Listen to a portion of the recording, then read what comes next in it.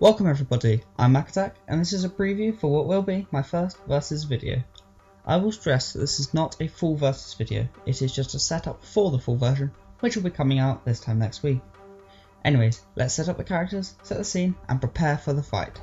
I would love to hear people's opinions in the comments, as well as your speculation and guesses as to how the battle will play out, and who will win. So here it is, the introduction to Episode 1, Kao-cen versus Ki-Adi-Mundi. Ki-Adi-Mundi was a Surian male born on the planet Suria 92 years before the Battle of Yavin. He was discovered there by the Dark Woman, Anya Kuro, who sensed the boy's strong connection to the Force. The council was skeptical about bringing the boy back. At the age of 4, he was considered by many members to be too late in life to begin training. However, Anya Kuro felt strongly that Ki-Adi-Mundi's potential and used her strong influence to persuade them to allow the boy to be taken. Because of his advanced age, it was decided that he needed the very best guidance to succeed as a Jedi. And so, he became the apprentice to Grandmaster Yoda. In fact, he would be the last apprentice to Yoda on record, followed only by Luke Skywalker many years later. He struggled at first, but having been disciplined by Master Yoda, he began to wield great power. After more than 2 decades as a Padawan to Master Yoda, Mundi was named a Jedi Knight and returned to his home world of Suria and spent much time there as a guardian. Mundi was granted a rare exception to the Jedi Order's ban on marriage due to his species' low birth rate, and had a large family of 5 wives and 7 children, although he tried to avoid developing emotional attachments to them in keeping with the Jedi Code. He would then go on to become a Master in 33 BBY and was appointed a place on the Jedi High Council.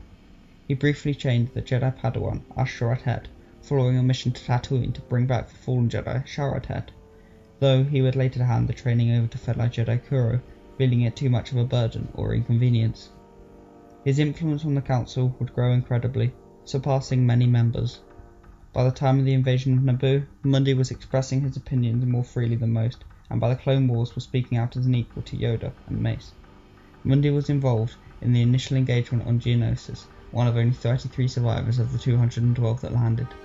However, it was this conflict, this Clone War, that would force the Jedi into military positions.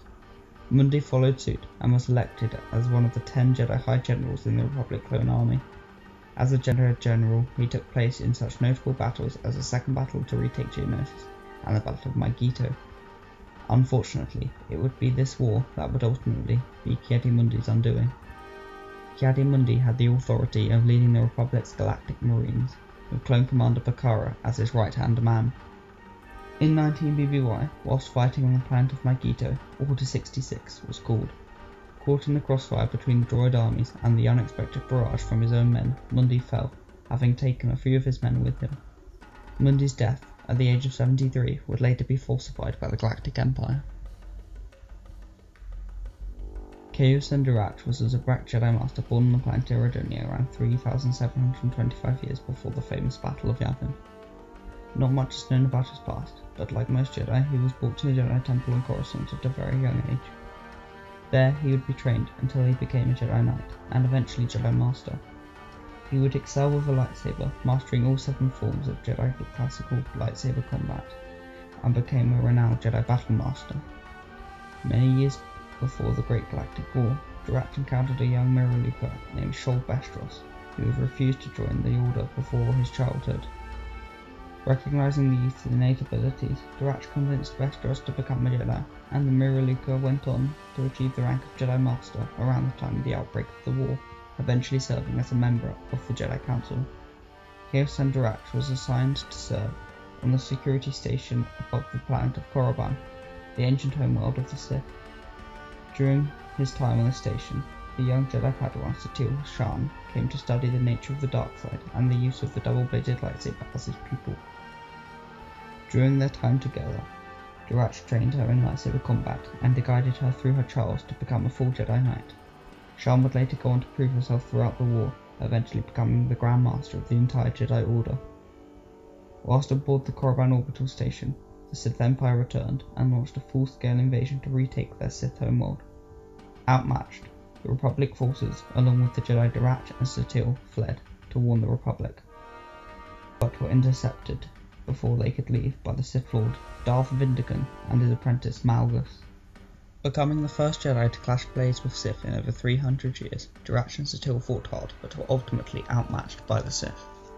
Durach told Satil to run and escape with the help of a smuggler whilst he covered her escape. Wielding her saber staff in tandem with his own blade, he held off both Sith well, allowing Satil to leave, eventually besting the Sith Master, Vindican. However, empowered by the emotion of his master's death, Malgus stormed into Durach, and despite the Master's best efforts with both telekinesis and his blade, Malgus prevailed, cleaving in half. Durach was struck down in 3681 BBY, but his sacrifice would not go in vain, for he had allowed Satil to escape, so she could warn the Republic of the return of the Sith threat, allowing them time to prepare for the Great War that was to follow. And so there it is. Feel free to write in the comments who you think will win and why. As I say, the breakdowns and verdict video will be seen next week, so look out for that. Until then, leave your thoughts and may the Force be with you.